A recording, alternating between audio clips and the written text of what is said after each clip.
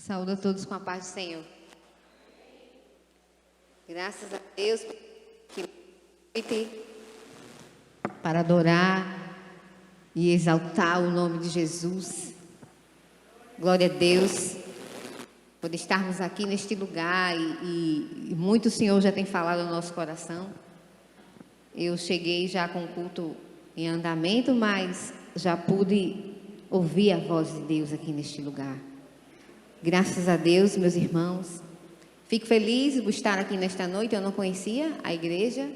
Agradeço aos pastores por estar aqui e a confiança. Meus queridos, vamos para a palavra do Senhor. A leitura oficial foi feita, lá no livro de Marcos, que fala da mulher do fluxo de sangue. Mas o Senhor trouxe ao meu coração mais um pouco. Vamos meditar um pouquinho no livro de Ruth, no capítulo 2. Eu escolhi aqui alguns versos. Eu vou ler 2 versos e depois nós vamos ficar dando uma passeada no capítulo 2, no capítulo 1, para a gente entender o que é que essa mulher Ruth vai nos ensinar, não só ela e os outros personagens da história dela, o Boaz, a Noemi. Amém? Ruth, capítulo 2, verso 16. Vamos fazer como leitura oficial, verso 17 e 18. Diz assim a palavra: E esteve ela apanhando naquele campo até a tarde, e debulhou o que apanhou, e foi quase um efa de cevada. E tomou e veio à cidade, e viu sua sogra o que tinha apanhado. Também tirou e deu-lhe o que lhe sobejara, depois de fartar-se. Amém? Eu quero que os irmãos gravem na memória de vocês essa parte do versículo, a parte 2 do versículo 18, que diz assim: também tirou e deu-lhe o que sobejara, ou seja, o que sobrou depois de fartar-se. Amém?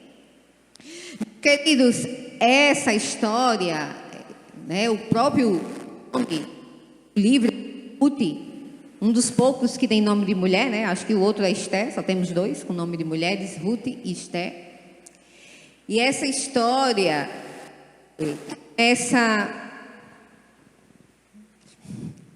começa com a fome, Esse livro, essa história aconteceu na época de Juízes, e nessa época houve uma fome na terra, Nessa época que foi escrita lá, na época dos Juízes, aqueles homens que julgavam Israel enquanto não tinha rei em Israel.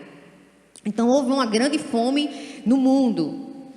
E a Bíblia nos conta, no capítulo 1, que uma família, pensando talvez em sobreviver ou encontrar um escape para a questão da fome, eles saíram da sua terra, em Belém de Judá, e foram para Moabe, para outro lugar. O verso 1 do primeiro capítulo diz o seguinte: E sucedeu que nos dias em que os juízes julgavam a fome na terra, pelo que um homem de Belém de Judá saiu a peregrinar nos campos de Moabe, ele e sua mulher e seus 2 filhos.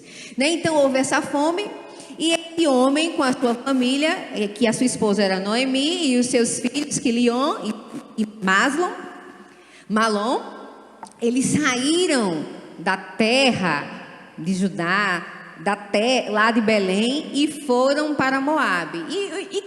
Que cidade era essa, Moabe? Na verdade, Moabe era uma cidade pagã. Deus, inclusive, já tinha, através de profetas, proferido julgamento contra Moabe, Eram os inimigos perpétuos de Israel. Porque, na verdade, a nação já começa do nascimento, ela nasce ali com uma relação incestuosa que aconteceu entre Ló e a sua filha mais velha. esses filhos que foram gerados dessa relação incestuosa,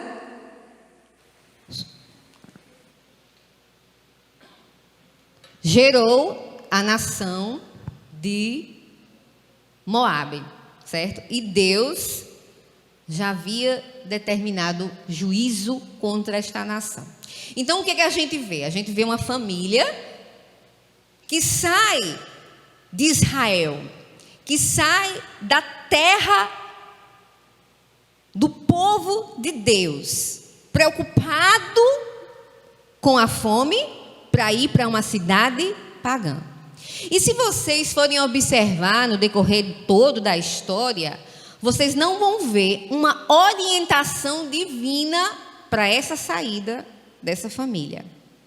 A gente vê em vários personagens, quando Deus orienta os personagens, vá àquela terra, vá ali, mas a gente não vê nenhuma orientação. Eu, pelo menos, não vi.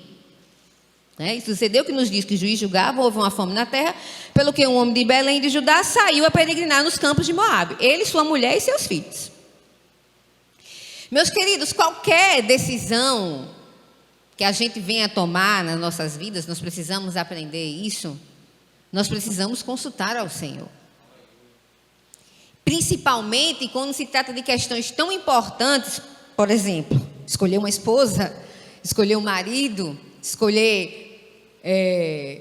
uma carreira, escolher um lugar, mudar de localidade, mudar de casa, são decisões muito importantes. Em todas as decisões nós devemos consultar ao Senhor. Ao final, Ele é ou não é o nosso Pai?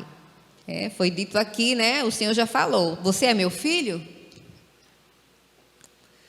Então devemos consultar o Senhor. E o que a gente vê aqui é Elimeleque e sua família, eles saíram da terra de Judá com medo, eles estavam, com medo de passarem fome, porque a fome, e lá em Moabe existia alguma expectativa, lá tinha campos férteis e tudo, mas isso não garantia que não ia haver fome lá. Nós vivemos de uma pandemia, e no início da pandemia muitas pessoas falaram, aqui no Brasil isso não vai chegar, porque no Brasil é quente. E teve um país aí, que eu não lembro qual foi, que lá a temperatura é pior que a brasileira, e eles explodiram com Covid-19. Então, temperatura para Covid não empata, tá, gente? Pelo menos eu não vi nenhuma comprovação científica disso. Então, aqui no Brasil, lá no Equador, qualquer lugar que a gente vai estar nessa pandemia, vamos estar enfrentando isso aí, enfrentando com Deus, com a graça do Senhor, confiantes no Senhor e na força do seu poder. Então a fome existia na terra. Talvez Moabe tivesse uma situação agrícola mais favorável, mas a fome ia chegar lá de alguma forma. E eles foram para lá. E o que acontece nos próximos versículos? A gente vê que eles chegam lá em Moabe e a primeira pessoa que morre é o Elimeleque. E aí? Fugiu da fome e morreu lá. Em seguida, os filhos, quer dizer, a Noemi, a esposa dele, já fica viúva com 2 filhos. Os filhos se casam, escolhem 2 esposas moabitas, ali o povo de Deus já se misturam com mulheres estranhas, ali a Orfa e a Ruth, mulheres moabitas, e ali eles passam 10 anos e depois os 2 filhos morrem também. Então fugiram com medo, preocupados, ansiosos, sem consultar ao Senhor, foram para outra nação e morreu o chefe da família e os seus 2 filhos. E Noemi, ela olha e diz assim: a mão do Senhor pesou contra mim. Eu acho que ela pensou, eu saí da proteção divina. Isso é muito perigoso. A gente sair do centro da vontade de Deus. Quando nós estamos no centro da vontade de Deus, fazendo a vontade de Deus, as promessas do Senhor nas nossas vidas serão cumpridas. O Senhor é meu pastor e nada me faltará. Aquele que habita no esconderijo do Altíssimo, à sombra do Onipotente descansará. 1000 cairão ao teu lado, 10.000 à tua direita, e tu não serás atingido. Nenhum mal te sucederá, e praga nenhuma chegará à tua tenda. Invoca-me a mim e responder-te-ei. Então, existem várias e várias palavras de Deus, mas essas coisas são para aqueles que estão fazendo a vontade de Deus.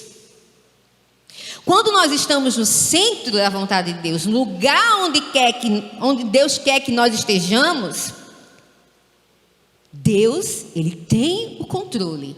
Mas quando nós saímos debaixo do esconderijo do Altíssimo, quando Ele não é o nosso pastor, quando não é Ele quem conduz as nossas vidas, quando nós é quem resolvemos e fazemos, aí nós saímos da proteção divina. E as palavras do Senhor, ao nosso respeito, já não são tão garantidas, porque nós saímos da proteção divina. Foi o que aconteceu com essa família. Mas aí Noemi, ela decide voltar para ajudar, porque ela ouviu, né? O verso 6 diz assim: então se levantou, o verso 6 do capítulo 1. Então se levantou ela com as suas noras e voltou aos campos de Moabe, porquanto na terra de Moabe ouviu que o Senhor tinha visitado o seu povo, dando-lhe pão. Então ela ouviu dizer que lá em Judá o Senhor já tinha chegado com provisão. E ela disse: vamos voltar, eu vou voltar para lá, nós vamos voltar para lá, porque aqui nós estamos passando necessidade. O que era uma mulher sem marido, já numa idade avançada, sem filhos, com 2 noras, mas 2 mulheres naquela época, ela estava totalmente desamparada. Talvez já tivesse vendido todos os seus bens para se manter, estava em extrema pobreza. E ela disse: eu vou voltar. E hoje, eu estou meditando nessa palavra a semana toda, e hoje eu ainda li um pouquinho, porque o Senhor sempre traz algo ao nosso coração, a gente pensa que já sabe de tudo e traz. E eu lendo novamente antes de vir, me chamou a atenção porque Noemi, ela teve a consciência de que talvez eles tenham tomado uma decisão fora da vontade de Deus. Mas quando ela se viu ali, digamos, no fundo do poço, ela disse: eu vou voltar para lá. Eu vou voltar para Jerusalém, eu vou voltar para minha terra, lá tem pão para mim, eu não vou ficar aqui numa terra estranha, desamparada, passando necessidade. Porque, irmãos, uma coisa, se eles estivessem lá na fome, mas eles tinham parentes, eles tinham as famílias, né? Digamos, se Elimeleque tivesse morrido lá em Judá, mas ela era uma mulher que estava próxima da sua família. Tinha os familiares, tinha os vizinhos, tinha as pessoas conhecidas. Agora você está numa terra estranha, de um Deus estranho. Mas o que me chama a atenção de Noemi é que ela disse assim: eu vou voltar, eu me arrependo e eu vou voltar, eu vou pedir socorro. Muitas vezes o que acontece conosco, que eu falo comigo, é que quando nós chegamos no fundo do poço porque nós erramos, tomamos as decisões erradas, a gente fica com vergonha, com medo, com orgulho de voltar e dizer: eu vou voltar, eu vou pedir, eu vou me arrepender, eu vou voltar para ajudar. Eu fiz errado e eu preciso retornar. Olha, Deus está dizendo para você, meu querido, que por mais decisões erradas que você tenha tomado na sua vida, você ainda tem tempo de voltar e de consertar. Ainda dá tempo. Não espere se acabar. Não espere ser destruído. Você já está passando por tanta dificuldade. Tome uma atitude, assim como a mulher do fluxo de sangue que foi lido aqui, tomou e enfrentou a multidão. Tome uma atitude, enfrente a multidão, volte para ajudar. Mas não fique nesse estado em que você se encontra. Tente sobreviver. Foi o que a mulher do fluxo de sangue fez. Ela tentava sobreviver. Foi o que Noemi nesta noite, Deus está falando, ela tentava sobreviver. Ela disse: eu não vou morrer aqui, eu vou voltar. Então, seja lá qual for o teu estado nesta noite, Deus está dizendo para você: ainda dá tempo. tempo, rompa a multidão. Amém? Estão entendendo, irmãos? Glória a Deus. E aí, eles voltam, elas, na verdade, Noemi e suas 2 noras. Quer dizer, as 3 não voltam. Porque Noemi, ela chega para as noras que ainda estavam ainda eram jovens, né? As 2 noras. E ela diz: olha, vocês fiquem aí na terra de vocês e eu vou voltar lá para a minha terra. Vocês têm aqui, são ainda jovens, ainda podem casar-se novamente. Eu já sou velha, o que é que eu tenho para vocês? Eu não tenho mais filhos para dar para vocês. E ainda que eu tivesse, ela disse, ainda que eu tivesse filhos, vocês iriam esperar eles crescerem para poder casar-se com eles? Então fiquem aí, tem os parentes de vocês, tem as famílias de vocês, né? E eu vou voltar para a minha terra. E a órfã chorou de tristeza, né? Porque devia ter algum sentimento pela sua sogra, já faziam 10 anos, né? A Bíblia fala que eles casaram-se e passaram-se 10 anos. Então já fazia 10 anos que elas viviam ali, devia ter algum sentimento pela sogra. A órfã, muito triste, despediu, mas resolveu ficar, era moabita, resolveu ficar lá com a sua família, o que era uma atitude natural de se esperar, que ela ficasse ali com seus parentes. Qual o futuro que Noemi teria para elas, né? Não tinha mais filhos, era viúva e desamparada. Mas Ruth foi diferente. Ruth disse não, né? Aonde você pousar, eu pousarei. Aonde você for, eu irei. O teu povo é o meu povo, o teu Deus é o meu Deus. Que lindo, né, irmãos? Isso. Que compromisso, irmãos. Para mim, naquele momento, Ruth já estava abrindo o seu coração para Deus. Porque na hora que ela diz assim, o teu Deus é o meu Deus. Uma moabita que vivia numa cidade pagã. E ela disse, a sogra, ela não tinha expectativa nenhuma com aquela mulher ao lado de Noemi. E ela disse, onde você passar a noite, eu vou passar. Onde você morrer, eu vou morrer. Aonde você for, eu vou. Onde você pousar, eu pousar. O teu povo será o meu povo. O teu Deus será o meu Deus.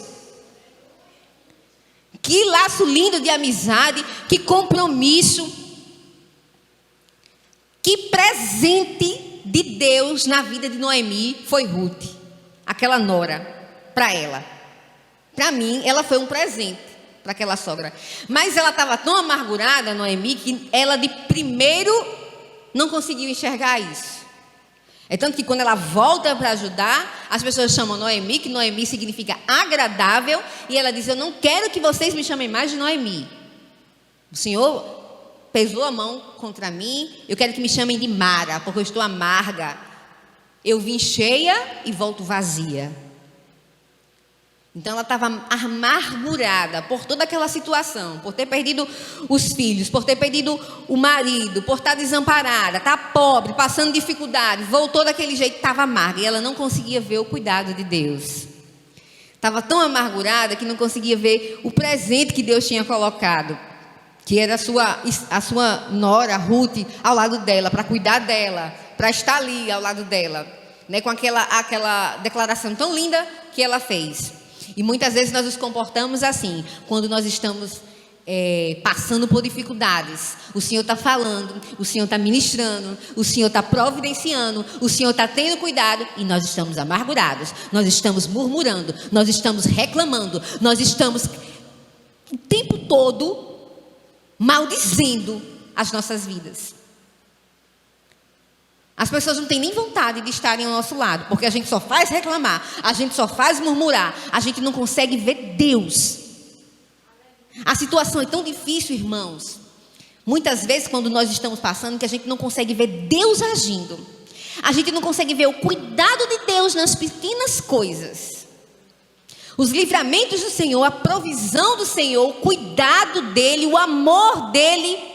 Em meio a tudo isso que nós temos vivido no mundo inteiro, nós estamos aqui, de pé, louvando e adorando ao Senhor. Você está aqui na casa do Senhor. Você veio adorar a Deus. Você já deve ter comido hoje. Você talvez já tenha dormido. Mas nós estamos aqui, E esse tempo todo o Senhor tem cuidado de nós. Então se alegre nesta noite. Não faça como Noemi. Não fique amargurado. A situação pode estar difícil, mas vá glorificando e exaltando ao Senhor. Vá dando glória, vá louvando, vá dizendo: Senhor, eu sei que Tu és a minha provisão. Eu sei que no momento certo o Senhor vai chegar. Eu sei que a porta Tu vai abrir. Eu sei que o Senhor vai falar comigo. Eu sei que o Senhor vai tratar, Senhor, porque o Senhor tem cuidado de mim. E até aqui o Senhor tem nos sustentado. Tem sustentado a igreja do Senhor. Não nos tornemos cristãos amargos, mesmo em meio a tempos difíceis. Que o amor de Deus e que a paz de Deus, que excede todo o entendimento, ela possa habitar dentro de você. E que você possa enxergar o cuidado de Deus na tua vida. Elas voltam. E Noemi, aí Ruth, vamos lá, para o capítulo 2. Irmão, eu estou sem relógio. Tá? 8 horas, eu tenho até que horas, irmão? 8h30? Qualquer coisa pode dizer, irmã, tá? E vamos lá para o capítulo 2. A gente vê que elas chegam lá. E quando elas chegam a Belém, está no princípio da cega das cevadas, elas chegam nessa época do ano. E o versículo 1 diz assim: e tinha Noemi um parente do meu marido, do seu marido, quer dizer, homem valente e poderoso da geração de Elimeleque, e era o seu nome Boaz, né? Então Noemi, ela tinha um parente do marido dela, e esse parente era valente e poderoso. Ele era valente e poderoso, e o seu nome era Boaz. Boaz é um personagem lindo nessa história. Ela tinha esse parente. Chegaram lá, e aí Ruth, a Moabita, né? A Bíblia fala o tempo todo Ruth, a Moabita, fala muito do nome de Ruth nesse livro todo. Diz assim para a senhora dela, né? Para a sogra dela: deixa-me ir ao campo e apanharei espigas atrás daquele em cujos olhos eu achar graça. E ela disse assim: vai, minha filha, vai. Eu acho tão interessante, porque Ruth, ela disse assim: deixa eu ir colher espigas em algum campo aí em quem eu achar graça, né, de algum dono aí de algum campo em que eu achar graça, deixa eu ir lá colher as espigas. Aí você pode estar me perguntando: e como é que ela vai colher as espigas se os campos não eram dela? Na lei existia uma lei, né, a lei da cega. Elas chegaram justamente no período da cega. Está lá no livro de Levítico, capítulo 19, versículo 9 e 10, fala dessa lei bem direitinho. Se os irmãos quiserem depois olhar, dar uma olhadinha. Lá diz o seguinte, que nos campos, os cantinhos dos campos, os segadores, eles não podiam colher nos cantos dos campos, e as espigas e os bagos que tivessem lá sobrando, né, que tivessem caídos no chão, os segadores, eles não podiam recolher. Eles não podiam colher, porque era para deixar ali para os estrangeiros e os pobres irem colher. Era uma beneficência do Senhor para com essa categoria, pobres e estrangeiros. Então, assim, cada pessoa que tinha seu campo, os segadores, quando iam fazer essa colheita, os cantos dos campos não eram recolhidos. E as espigas e os restos que caíam, que estavam caídos, não podiam também se recolher, porque era justamente para os pobres e os estrangeiros irem lá e colher no campo, né, para não passarem necessidade. Deus tinha essa preocupação com as pessoas menos favorecidas, então existia essa lei na época para que essas pessoas pudessem. Então o que Ruth estava querendo aqui, né, elas conheciam, sabiam, e disse: deixa eu ir num campo lá colher espigas, né, ver se eu acho graça aos olhos de alguém, e vou lá colher. E eu acho engraçado que Noemi diz: pode ir, vai, minha filha. Mas ela não foi junto, não. Vai. E era perigoso para uma moça, né, uma mulher jovem naquela época, ir para um campo, porque quem é que ia para os campos cegar os restos? Quer dizer, as coisas que estavam no chão, os pobres e os estrangeiros.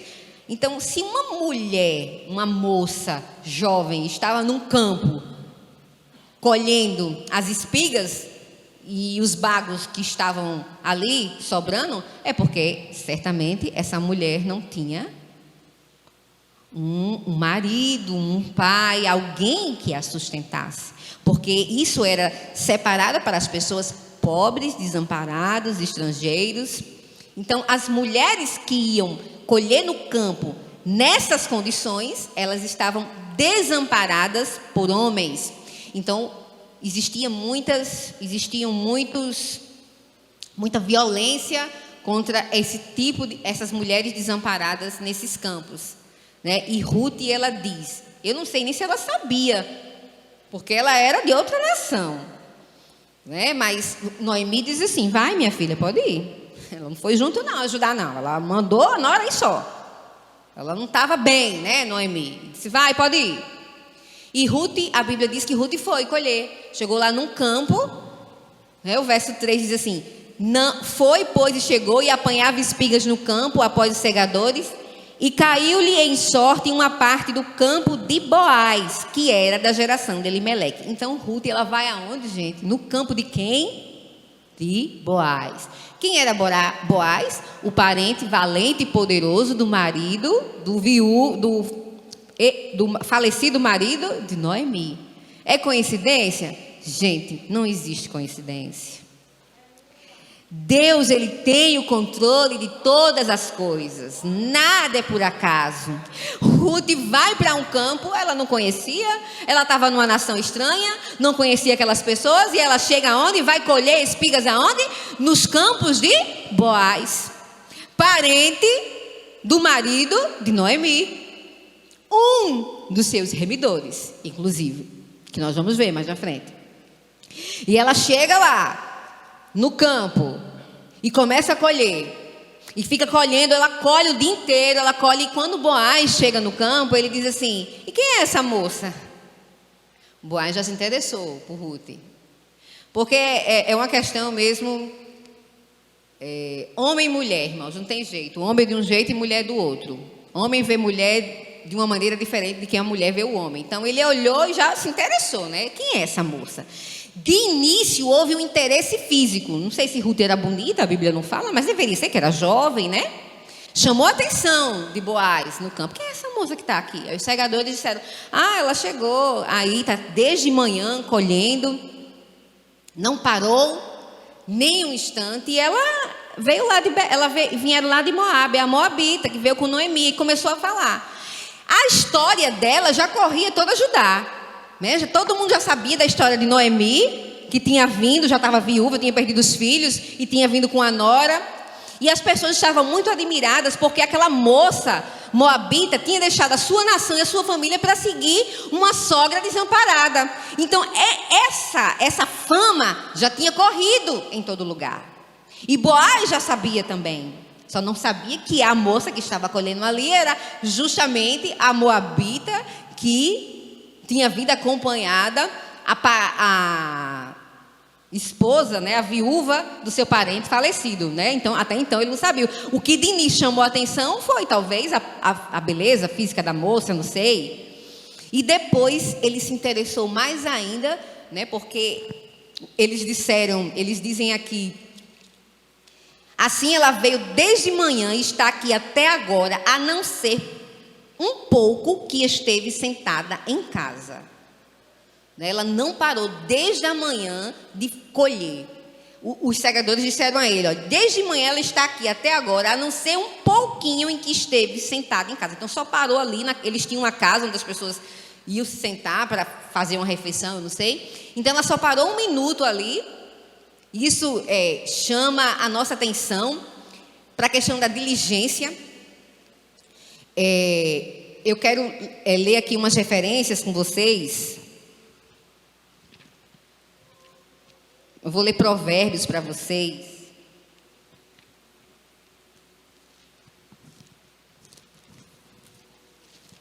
Capítulo 6. Verso 6 diz assim: vai ter com a formiga, ó preguiçoso, olha para os seus caminhos e ser sábio. a qual, não tendo superior, nem oficial, nem dominador, prepara no verão o seu pão, na cega ajunta o seu mantimento. Ó preguiçoso, até quando ficarás deitado? Quando te levantarás do teu sono? Certo? Então a gente vê a palavra de Deus falando aqui, né, que o preguiçoso, aquela pessoa que é sábia, ele não tem nem superior, nem oficial, nem ninguém ali mandando, mas ele vai no verão, prepara o seu pão, cega seu mantimento, e o preguiçoso fica ali, parado, esperando as coisas acontecerem. Em momentos de dificuldades, em momentos em que nós estamos passando, elas estavam numa situação difícil, muito difícil, de muita pobreza, desamparadas, não tinham marido, não tinham o que comer. Qual foi a atitude de Ruth? Ficou ali, choramingando. Noemi estava ali, amargurada o tempo todo, mas Ruth disse não. Minha senhora, deixa eu ir colher lá nos campos as espigas. Deixa eu ir lá fazer alguma coisa.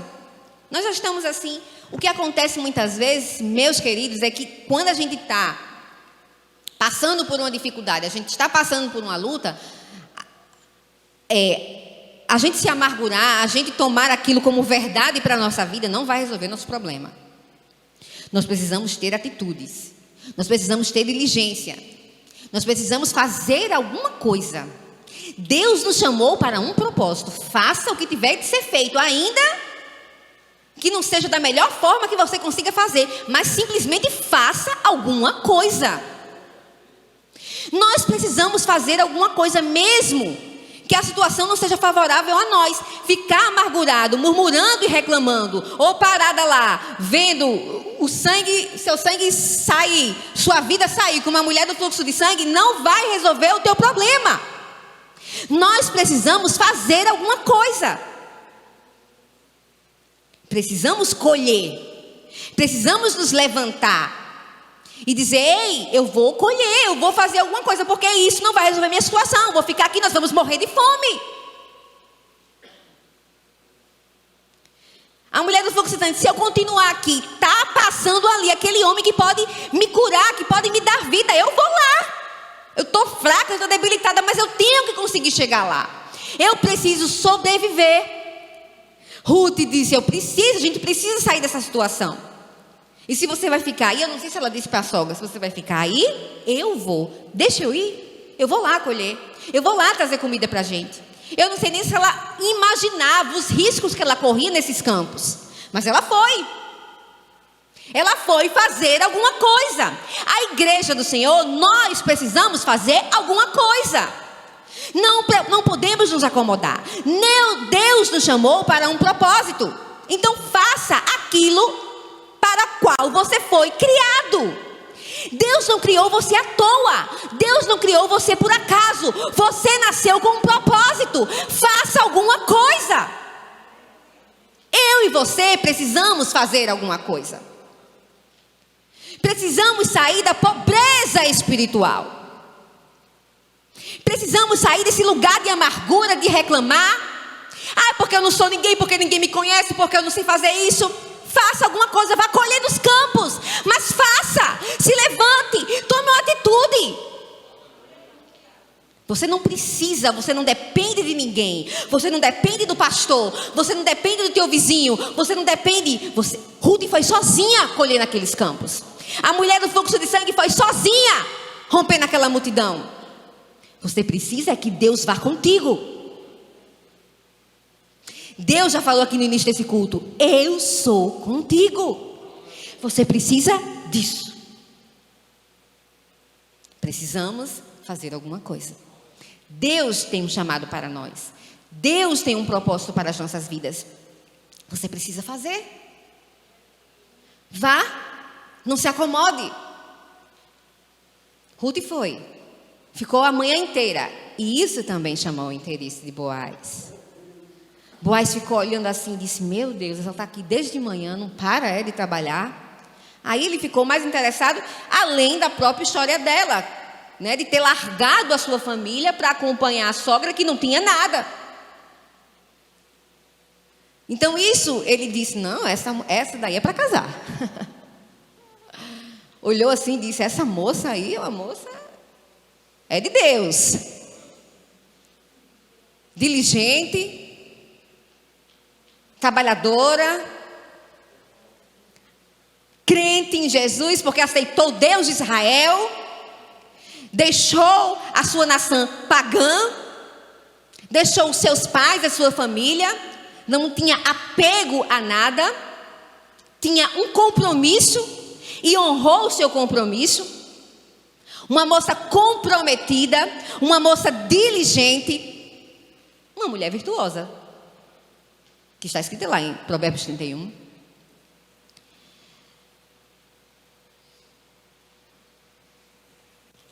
E então ele diz assim, no verso 8 do capítulo 2: então disse Boaz para Ruth, ele chegou para ela e disse bem assim: não ouves, filha minha, não vás colher a outro campo, nem tampouco passes daqui, porém aqui te ajuntarás com as minhas moças. Os teus olhos estarão atentos no campo que cegarem, e irás após elas.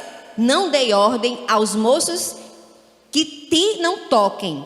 Tendo tu sede, vai aos vasos e bebe do que os moços tirarem.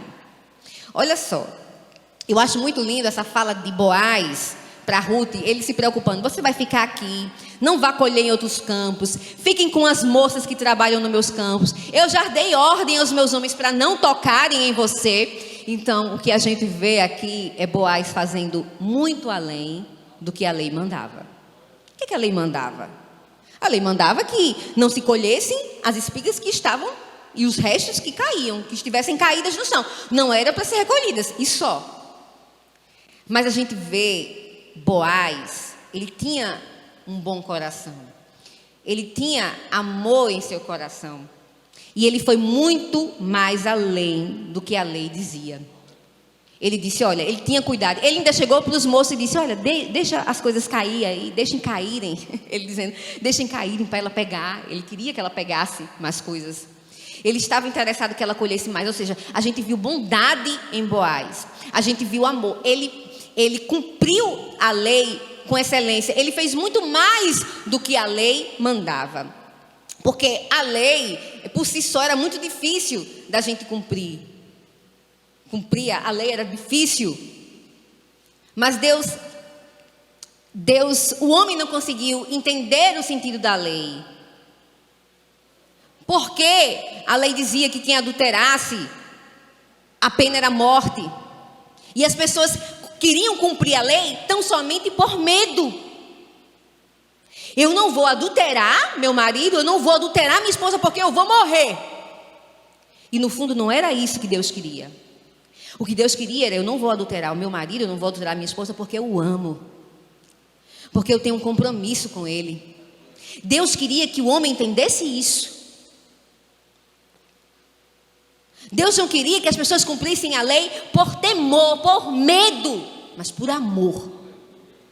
Por amor a Deus e por amor ao próximo, porque é isso em que resume todo o mandamento da lei. E é isso que Boaz faz. Ele traz o amor, ele aplica o amor na execução da lei. Ele vai muito mais além disso. E isso me chamou muito a atenção. Eu já tinha lido esse livro várias vezes. E aí a gente vê Boaz fazendo isso, trazendo um amor para a lei, porque ele fez muito mais. Tipo, eu não vou matar, porque eu não posso fazer isso com o meu próximo, não porque eu vou morrer. Porque eu amo meu próximo, não desejo isso para ele. Eu não vou adulterar meu marido porque eu amo, eu respeito, eu honro, e eu não quero fazer isso. Eu não quero entristecê-lo, eu não quero desrespeitá-lo. Não porque eu vou morrer, não porque eu tenho medo da pena, mas porque eu faço por amor. Amor a Deus e amor a ele. Estão entendendo? E a gente vê que Boaz, ele tem essa atitude. E Ruth, então, a Bíblia diz no verso 10 que ela caiu com o seu rosto no chão e se inclinou e disse: por que eu achei graça em teus olhos, para que faças caso de mim, sendo eu uma estrangeira? Ela chega e ele disse: bem, se me contou quanto fizeste a tua sogra depois da morte do teu marido, e deixaste a teu pai e a tua mãe a terra onde nasceste, e vieste para um novo que dantes não conheceste. O Senhor galardoe o teu feito, seja cumprido o teu galardão do Senhor, Deus de Israel, sob cujas asas te vieste abrigar. Olha a generosidade, olha o reconhecimento. Boaz, ele diz assim, que o Senhor galardoe o teu feito, né? Que o Senhor, ele te galardoe, te presenteie por tudo que o Senhor fez, por tudo que você tem feito pela tua sogra, que seja cumprido o teu galardão do Senhor, sob cujas asas te viesse abrigar, né? Ele estava reconhecendo tudo que a Ruth tinha feito pela sogra, estava reconhecendo que ela tinha aceitado o Deus de Israel, ela tinha vindo buscar abrigo nas asas do Deus de Israel, e isso chamou muito a atenção de Boaz em relação àquela moça. Mas na frente ela volta para casa, a Bíblia diz que ela apanhou, né? A gente leu aqui, que ela apanhou um éfa de cevada na leitura principal que eu li aqui. E tomou e veio à cidade e viu a sua sogra, né? Ela apanhou, passou o dia todinho apanhando e conseguiu um éfa de cevada que naquela época equivalia a 22 litros. Foi tudo isso que ela tinha conseguido colher durante aquele dia, muita coisa. Então tomou e veio à cidade e viu a sua sogra, né? O que ela tinha apanhado, e também tirou e deu-lhe o que lhe sobrara depois de fartar-se. Você imaginou que a gente está com fome, irmãos? Aí chega aquela pessoa, você come, né? Se farta. Agora que está de barriga cheia, ainda sobrou. E com aquela sobra, ela ia talvez vender e viverem ali um bom tempo, né? Até o final da cega do resto. Então, que coisa maravilhosa. Deus da providência na vida de Noemi e na vida de Ruth. Aí Noemi começa a observar, Deus está comigo. Ela começa a perceber, né? Ela começa a perceber. E aí ela diz bem assim, ela pergunta, onde colheste hoje, minha filha? Onde é que você trabalhou? Bendito seja aquele que te reconheceu. E relatou a sua sogra com quem tinha trabalhado e disse, o nome do homem com que hoje trabalhei é Boaz. Aí Noemi disse à sua nora, bendito seja o Senhor, que ainda não tem deixado a sua beneficência, nem para com os vivos, nem para com os mortos. Disse-lhe mais Noemi, este homem é o nosso parente chegado e um dentre os nossos remidores. Olha só, a providência de Deus levou Ruth para o campo de um dos remidores dela. Mas o que era um remidor? Né? Essa é outra lei que tinha, a lei do resgate. O remidor era aquele parente que era o redentor, aquele parente que podia vingar a morte, né, de um parente seu assassinado, que poderia também resgatar parentes que estavam escravizados, aquele também que poderia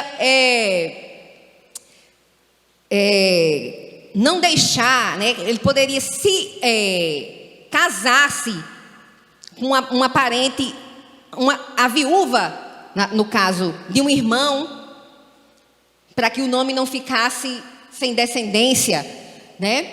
Ele também, o remidor, ele também era aquele que poderia reaver. Por exemplo, no caso de Noemi, a Bíblia não fala, mas digamos que ela tenha perdido os seus bens por uma situação difícil, ela tenha sido obrigada a vender esses bens.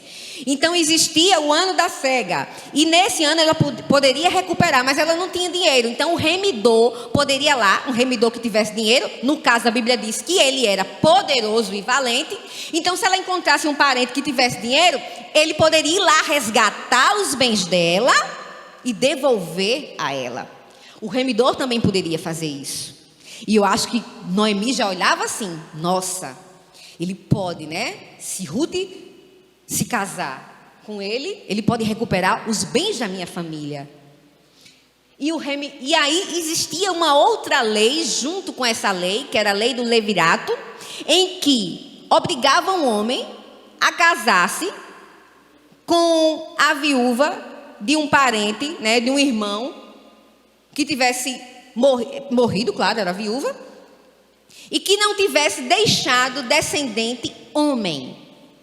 Ela poderia até ter filhas mulheres, mas se não tivesse filhos homens, descendentes homens, ele era assim, tinha a obrigação de se casar com a viúva do seu irmão morto, para que levantasse ali o nome, né? Para que pudesse ter um filho, tivesse a possibilidade de ter um filho homem. Então elas estavam beneficiadas tanto por 3 leis aí: a lei da cega, a lei do resgatador e essa lei do levirato também. E aí a gente vê Boaz. Eu não vou para os próximos capítulos, mas aí a gente vê Boaz como o remidor dessas 2 mulheres. Dessas 2 mulheres que voltaram lá de Moabe para ajudar. Voltaram lá do desamparo, da pobreza, se arrependeram e voltaram para Israel.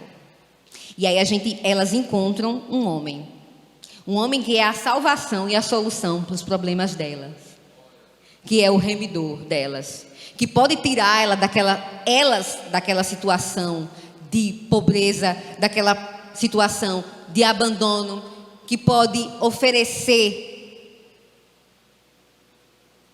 amor e todas as coisas para ela. Ele, inclusive, já demonstrou fazer muito mais que a lei. E Jesus, ele é esse homem. Jesus, ele é o nosso Boaz. Ele é o nosso Redentor. Ele é o nosso remidor. Ele é aquele que nos resgata da escravidão. Ele é aquele que já pagou as nossas dívidas. Ele é aquele que é o nosso marido. Ele é o nosso filho. Jesus é esse varão valente e poderoso que tem condições de nos resgatar, tem condições de nos levantar, que reconhece as nossas falhas e nos perdoa e nos acolhe em amor. Jesus foi aquele que cumpriu a lei e trouxe uma nova perspectiva para ela, onde foi aplicada o amor à lei. Esse Jesus, eu te apresento hoje.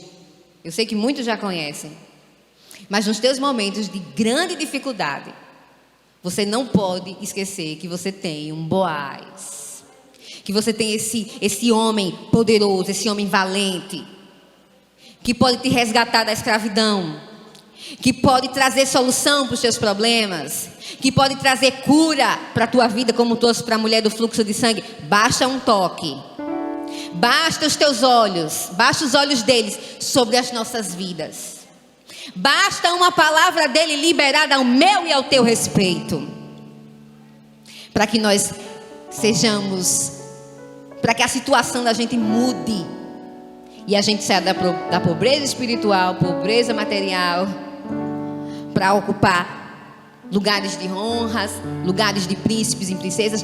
Deus tem um propósito na minha e na tua vida. Jesus tem um propósito para nós. A palavra que o Senhor trouxe para mim hoje é: levante-se e vá para os campos colher. Aquilo que o Senhor tem colocado na tua mão para fazer, faça.